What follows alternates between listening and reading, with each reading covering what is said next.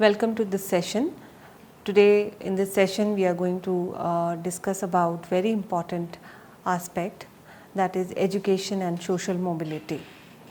In this particular session we are going to focus about that what do we understand by social mobility. You will also get to know the different types of social mobility and the factors that affect social mobility. And towards the end of the session we will discuss the relationship between social mobility and education. We all are social beings and we live in a society which is hierarchically arranged. When I say it is hierarchically arranged, it means that there are social groups and social classes which are arranged in a particular manner in a particular hierarchy. Now, when these groups which are arranged in a particular hierarchy, when an individual moves from one group to the other, that is known as social movement or social mobility. But having said that there is always a continuous movement of individual from one stratum to the other stratum, but that is dependent upon many factors. We will also understand what are those factors which impacts the social mobility of the individual. This particular term of social mobility was first time given by a very famous sociologist known as Sorokin in his book, which is Social and Cultural Mobility. He says no society is open to mobility and no society is closed to mobility, which means that whenever or in every society the social mobility takes place, but in some society it is little fast, while in others it is little slower. Also, when they discuss about what social mobility is, there are various definitions which comes forward. One very famous description about social mobility was given by Wallace and Wallace.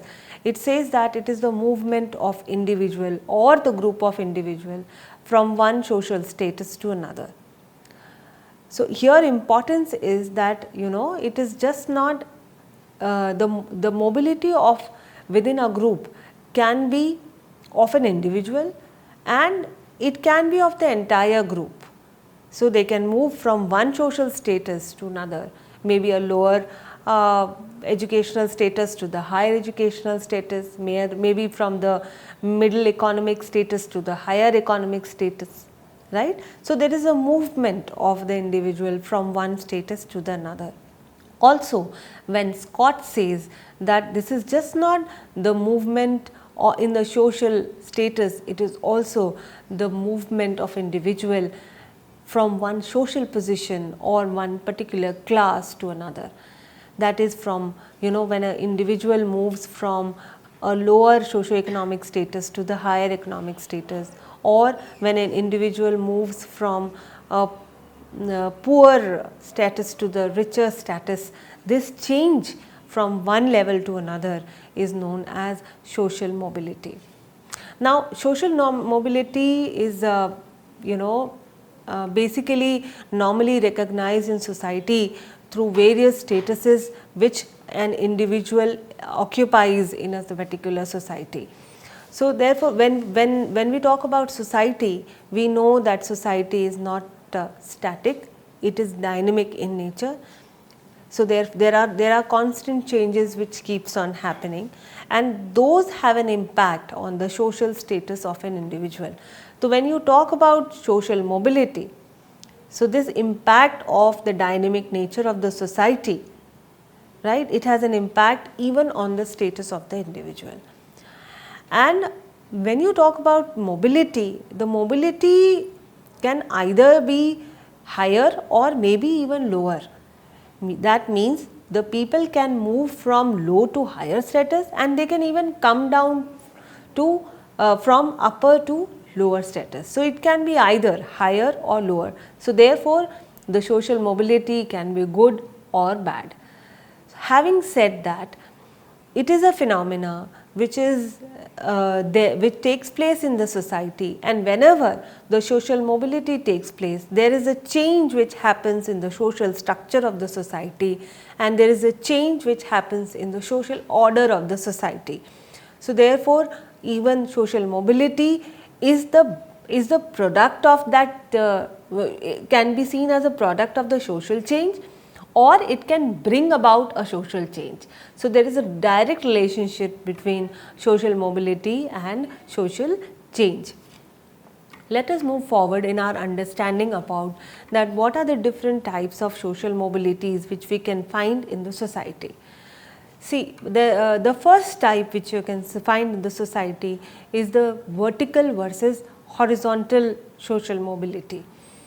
As the name suggests, vertical means that movement of individual or the group of individual from one status to another, right.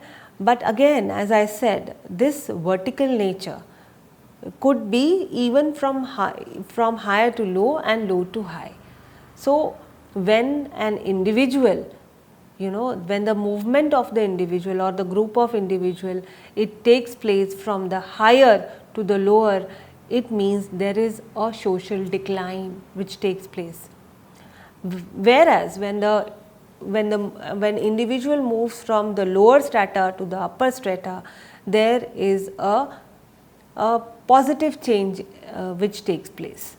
So this vertical mobility can happen in both the directions, and because it happens in both the directions, therefore whatever changes it brings in not only in the change in the class, the occupation, but also in the power positions. How? For example, when an individual is promoted from, say, a team leader to a position of a manager, now the role changes. Now when a person becomes the manager, there is more power which has been assigned to that individual. When the power comes, then what happens? The social relationship between that particular groups also changes. So therefore mobility will have impact on the power positions, and power positions will also bringing changes in the social structures and even in the social interactions. When you talk about horizontal mobility is nothing but change in position, but without the change in status. That means the person is moving to an equivalent status or equivalent position. Let me give you an example. When a practicing doctor moves from her clinic to a teaching position, so the position is not changing, the individual remains a doctor, but now but it has changed in the terms of that earlier the individual was practicing and now the individual is teaching. So this is the change, but this is at the same level, whereas in vertical mobility the change is seen at the different level. That is the difference. This is first type of mobility which we see in our societies. Another type of mobility which you can observe is the upward and the downward mobility. When you talk about upward mobility, as the name suggests, it denotes the social improvements. That means the person from the lower social position acquires the higher social position or the status. It is also known as upward mobility. It is very different from vertical mobility, because vertical mobility, there it can be both the ways. It can be from high to low and low to high. But here in the upward mobility, the direction is only upward, that is from lower to high. Whereas when you talk about downward mobility, it is just opposite to when upward mobility, that is that the person moves down in the social ladder. So there is a social failure. When individuals who do not maintain, they are not able to maintain their social, political or economic positions, and they lose their social status, that is known as downward mobility. And this downward mobility could be the result of Maybe, for example, if an individual becomes bankrupt, the economic condition deteriorates.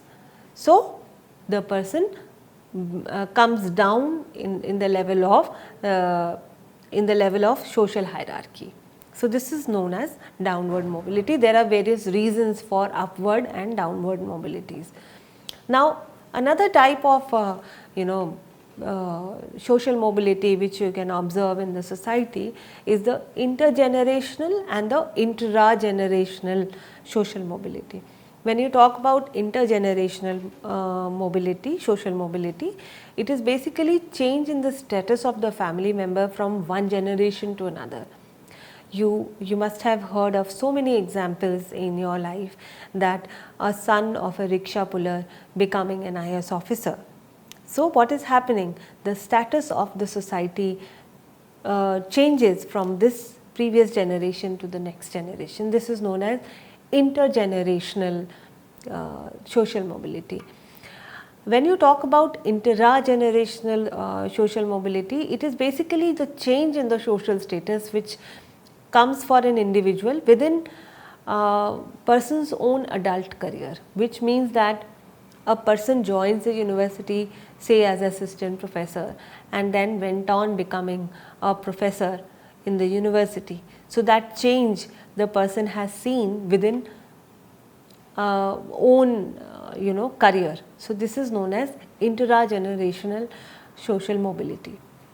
But whichever form of social mobility you look into, one thing is sure, that whenever the social mobility is happening, you can see the change in the status of the particular group or of a particular individual. But having said that, whenever you will look at any type of social mobility, the major factors which play important role in bringing about social mobilities, that has to be also understood. So, let us now understand the factors which are responsible for bringing about social mobility in the society. The first factor is the motivation. If an individual is motivated to uplift his own standing in the society, then the individual will work hard and eventually the individual will make change in the placement of that particular individual in a particular social ladder. So, therefore, that consistent motivation is the key factor for maintaining the social mobility of the individual. Another important factor is the education.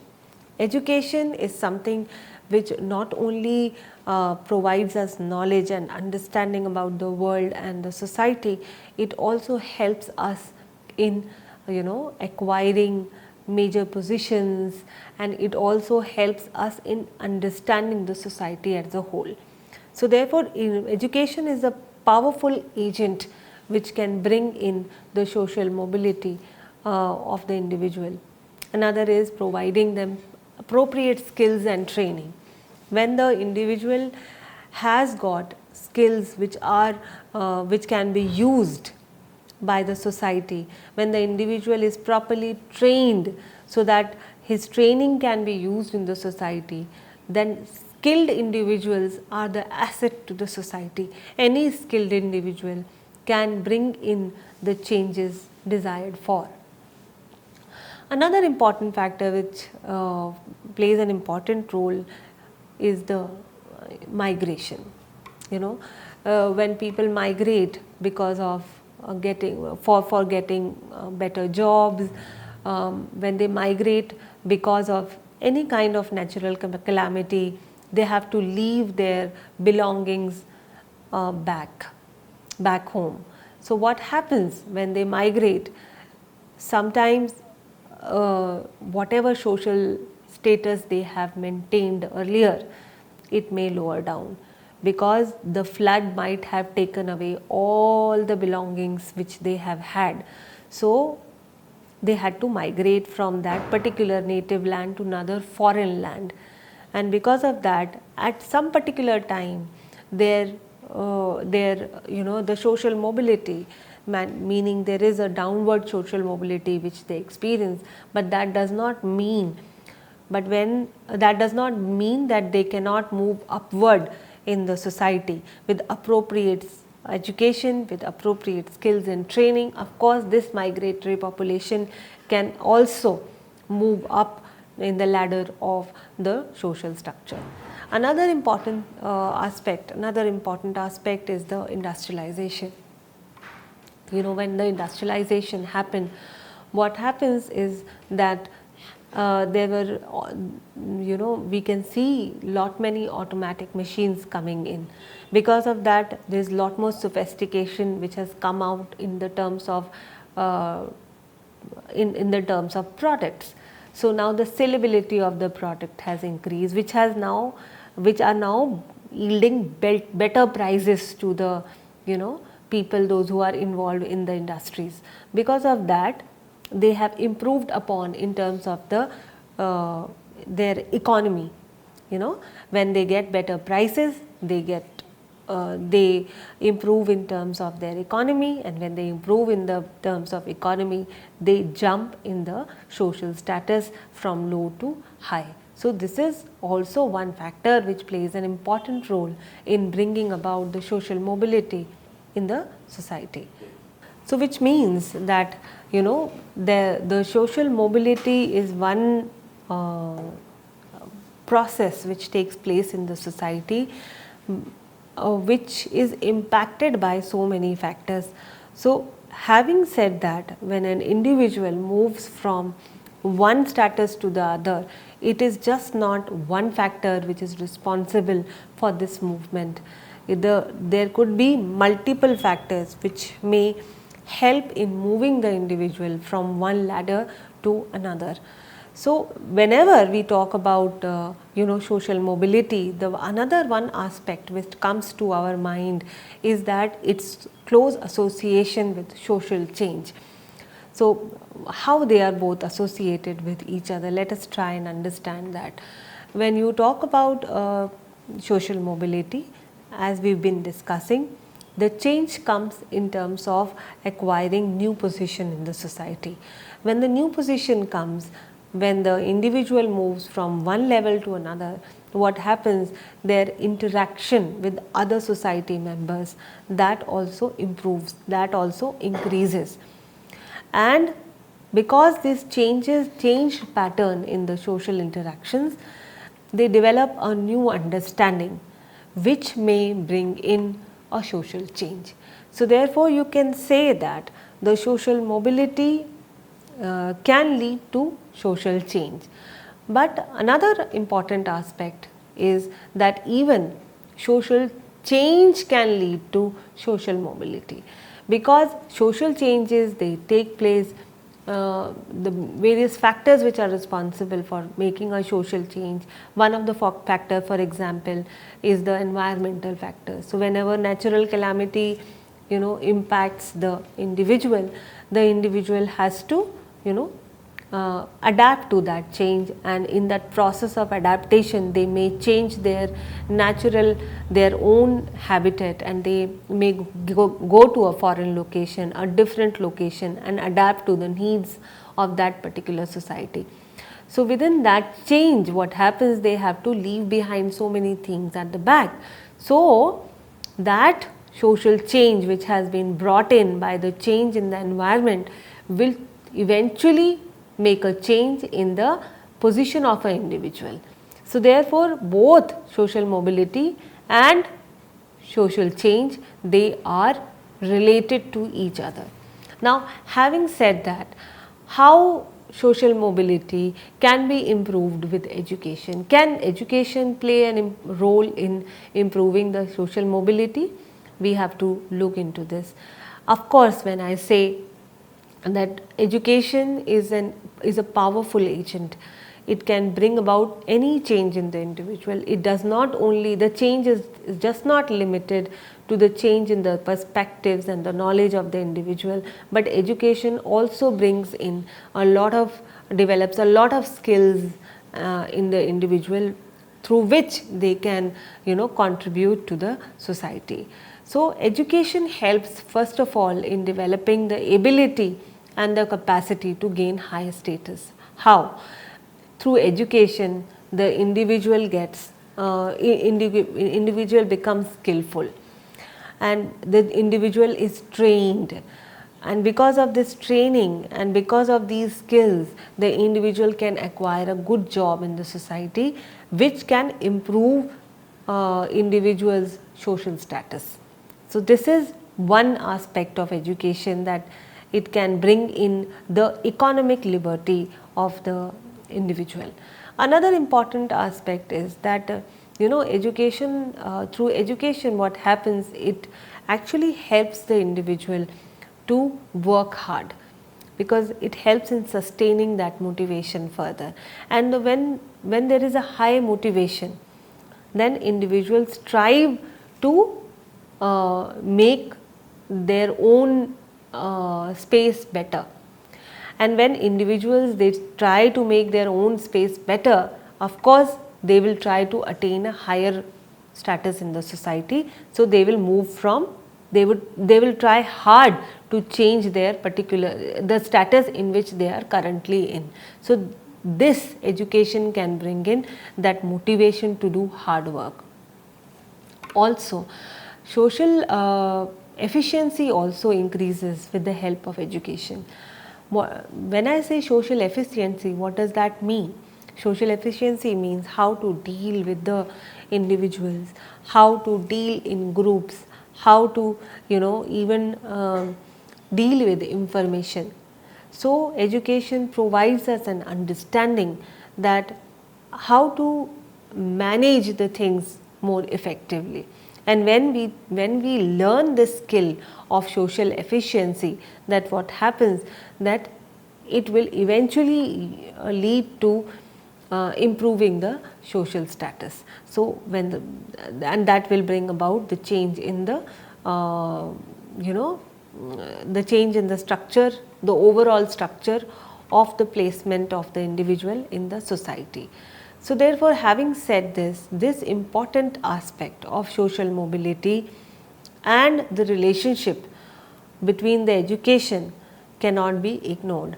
So therefore, it is important that correct education is provided to an individual, so that and at the same time the education, the type of education also must be related to the present demands of the society. Then only the education will help in improving the social mobility of the individual. With this, I think our understanding about social mobility improves, and with this I end this session. Thank you very much.